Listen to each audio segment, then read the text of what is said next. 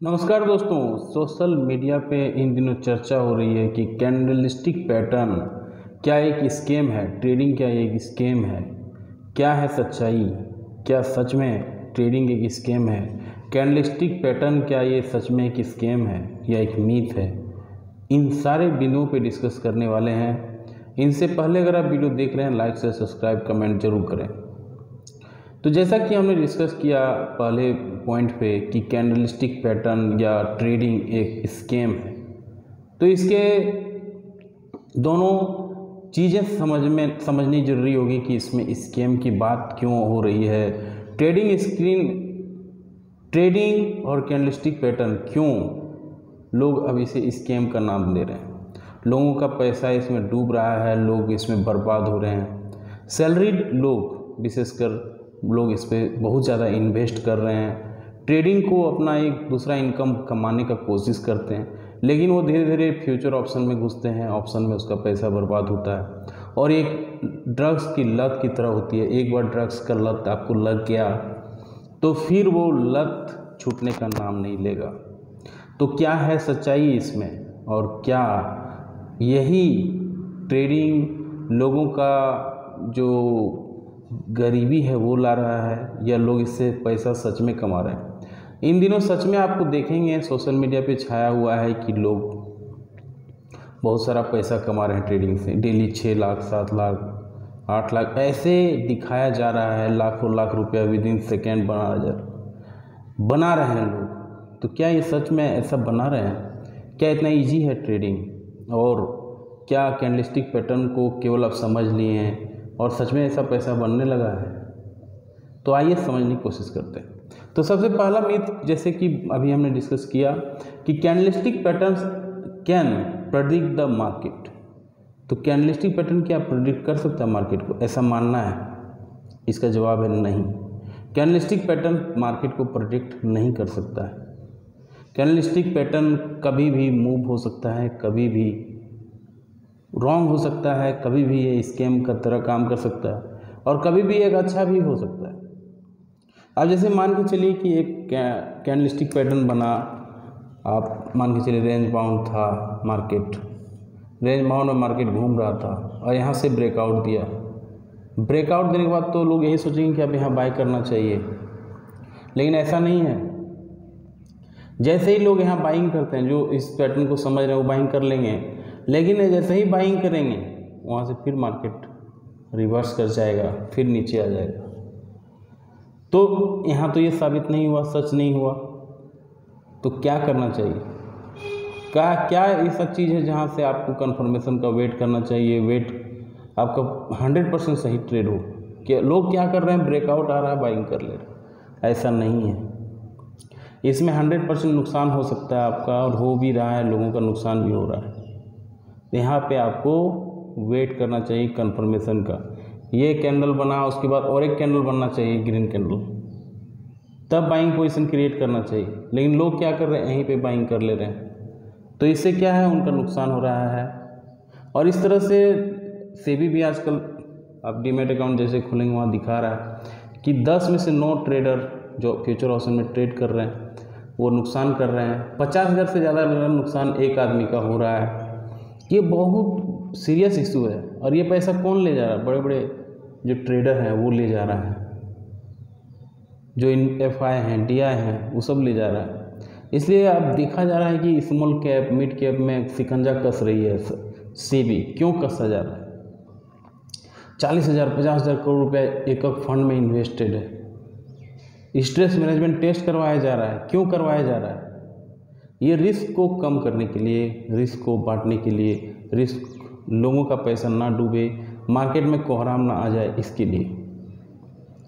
तो ये candlestick pattern can predict the market, ये रॉन्ग मीथ है। ये मार्केट को प्रेडिक्ट नहीं कर सकता है। कैंडलस्टिक पैटर्न कभी भी मूव कर सकता है, इतना जान लीजिए। दूसरा है candlestick pattern are the same as price action trading. तो प्राइस एक्शन जैसे दिखा रहा है, क्या उसी तरह से कैंडलस्टिक पैटर्न है? यहाँ से प्राइस एक्शन हो रहा है, यहाँ ब्रेकआउट हुआ तो हम मान लेंगे कि हाँ यही है। प्राइस एक्शन यहाँ पे देखने को मिल रहा था, रेंज बाउंड था मार्केट, और फिर एक ग्रीन कैंडल बन गया, तो नहीं, ऐसा नहीं है। तो candlestick pattern are the same as price action trading है, ऐसा नहीं है। मार्केट में बहुत सारे इंडिकेटर हैं, बहुत सारे कैंडल हैं जो रॉन्ग साबित होते हैं, वो आगे के वीडियो में हम अभी डिस्कस करने वाले हैं। Candlestick pattern are the leading indicator, क्या ये लीडिंग इंडिकेटर है? इसका भी जवाब है नहीं। इसके अलावा भी दुनिया है, इसके अलावा भी बहुत कुछ है, ये लीडिंग इंडिकेटर नहीं है। हर कैंडल का अलग महत्व है। अगर कहीं ग्रीन कैंडल बन रहा है, इसका मतलब ये नहीं हुआ कि ये ग्रीन कैंडल जो है बाइंग अपॉर्चुनिटी है। कहीं रेड कैंडल बन रहा है, इसका मतलब ये नहीं कि इसका मतलब है अब सेल करने वाले हैं। इसका डिफरेंट मीनिंग भी हो सकता है, इसका भी डिफरेंट मीनिंग हो सकता है। तो आइए कुछ चार्ट से समझते हैं। तो हम अगर कुछ चार्ट का डिस्कस करें, किस तरह से चार्ट परफॉर्म करता है, कहाँ से क्या प्राइस एक्शन बोलता है, कहाँ पे अपना ट्रेडिंग करना चाहिए, कहाँ पे प्राइस एक्शन बनना चाहिए, कहाँ पे लेना चाहिए कोई भी स्टॉक को, ऑप्शन को, और कहाँ पे बेचना चाहिए। तो आइए समझने की कोशिश करते हैं। कोई भी कैंडल है, कोई भी कैंडल अगर बन रहा है तो इसका मतलब ये नहीं होगा कि आप बाई कर लें। सबसे पहले हम डिस्कस करते हैं कि बुलिश कैंडल बन रहा है, डोजी कैंडल बन रहा है, लोग यहाँ बाइंग कर ले रहे हैं। जैसे डोजी कैंडल बना, डोजी कैंडल ठीक इस तरह का होता है, आप भी जानते हैं। इसका जो वीक है ये बड़ा होता है और बॉडी बहुत छोटा होता है। तो डोजी कैंडल बन रहा है, इसका मतलब क्या हुआ, बाइंग आ गया।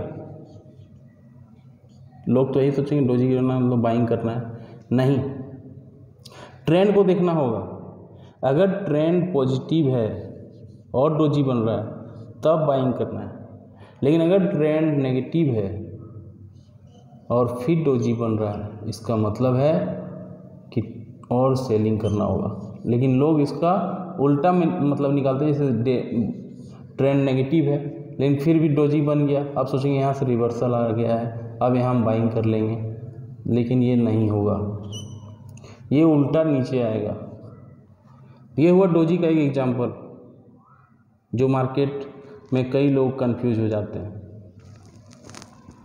इसी तरह से बुलिश इनगल्फिंग पैटर्न जब बनता है, लोग सोचते हैं कि अब यहाँ से मार्केट में तेज़ी आएगा और अच्छा खासा हम यहाँ पे प्रॉफिट कमा लेंगे।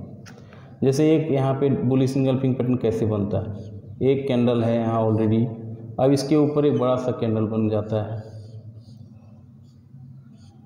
इसको बोलते हैं bullish engulfing pattern, bullish engulfing pattern. तो इसका मतलब क्या हुआ कि ये जो तेज़ी था, ये जो बुल रन तेज़ी हुआ, ये जो गिरावट थी, इसको बेरिश बुलिश इनगल्फिंग ने, यानी जो ग्रीन बना है कैंडल, जो बुल बना है, ये बुल ने इसको ख़त्म कर दिया है, इसको अपने में समा लिया है, इसीलिए इसको बुलिश इनगल्फ कर लिया, इसको इनगल्फ कर लिया, इसीलिए इसका नाम हो गया बुलिश इनगल्फिंग पैटर्न। अब ये बुलिश इनगल्फिंग पैटर्न बनने का मतलब क्या हुआ कि क्या अब तेज़ी आ जाएगी? नहीं। बुलिश इनगल्फिंग पैटर्न जब बना है, इसके बाद और एक पॉजिटिव कैंडल का क्लोजिंग चाहिए, तब तेज़ी पॉसिबल है। प्लस ट्रेंड भी देखना होगा कि ट्रेंड पॉजिटिव था, कुछ दिनों से ट्रेंड जो था पॉजिटिव था। अगर ट्रेंड नेगेटिव था और फिर बुलिश इनगल्फिंग पैटर्न बना है, इसका मतलब क्या हुआ कि एक शॉर्ट कवरिंग हुआ है, लेकिन इसका मतलब ये नहीं कि ये शॉर्ट कवरिंग अब यहाँ पे कन्वर्ट होके बाइंग में आ जाएगा, यहाँ से फिर सेलिंग होगा, क्योंकि ट्रेंड नेगेटिव है, ट्रेंड जो है नेगेटिव है, नीचे की ओर जा रहा है। तो ये एक हुआ ये बुलिश इनगल्फिंग पैटर्न का एग्जाम्पल, डोजी का एग्जाम्पल। तो इस तरह से जब मार्केट में लोग ट्रेड करते हैं तो भूल जाते हैं कि कहाँ पे हमें क्या डिसीजन लेना चाहिए, क्या चीज़ें करनी चाहिए। लोग ग्रीड एंड फियर में फंस जाते हैं। अब जैसे कहीं पे टॉप बन गया है तो क्या वो सेलिंग करना है, क्या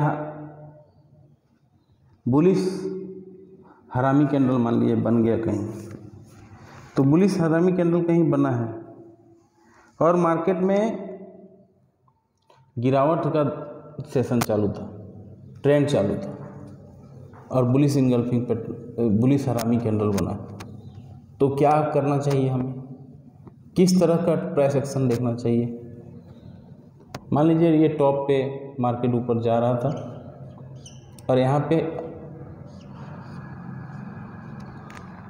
हरामी कैंडल बन गया एक। अब यहाँ पे लोग क्या करेंगे, बुलिश हरामी कैंडल बनाए, अब यहाँ पे लोग सोचेंगे कि यहाँ से रिवर्सल होगा, यहाँ पे गिरेगा, तो नहीं, इसके बाद फिर से कैंडल का एक क्लोजिंग चाहिए, तब यहाँ पे गिरावट देखने को पॉसिबल हो सकता है ये फिर ये अगला मूव दिखाए। इसलिए ग्रीन कैंडल का फिर क्लोजिंग चाहिए, अगर सेल करना है तो रेड कैंडल का क्लोजिंग चाहिए, तो कंफर्मेशन का वेट करना ज़रूरी हो जाता है। और जैसा कि हमने अभी पिछले भी कुछ सेकंड में डिस्कस किया कि मान लीजिए एक ट्रेंड में मार्केट चल रहा है, अब इसका ब्रेकआउट दिया, लोग यहीं पे बाय कर लेते हैं, ये नहीं करना है, ये नहीं करना है। एक कैंडल और एक बनना चाहिए, यहाँ पे इस कैंडल का कंफर्मेशन ये कैंडल होगा, उसके बाद बाइंग का पोजीशन क्रिएट करना चाहिए। सेलिंग यहाँ पे मान लीजिए ब्रेकडाउन होता है, ऐसा नहीं कि ब्रेकडाउन हुआ और आप सेल कर दिए, यहाँ पे एक कैंडल बनेगा रेड, फिर इसके नीचे एक रेड कैंडल बनना चाहिए, तब सेलिंग का पोजीशन क्रिएट करना चाहिए। तो कैसा लगा जानकारी, लाइक से सब्सक्राइब कमेंट करके जरूर बताएं।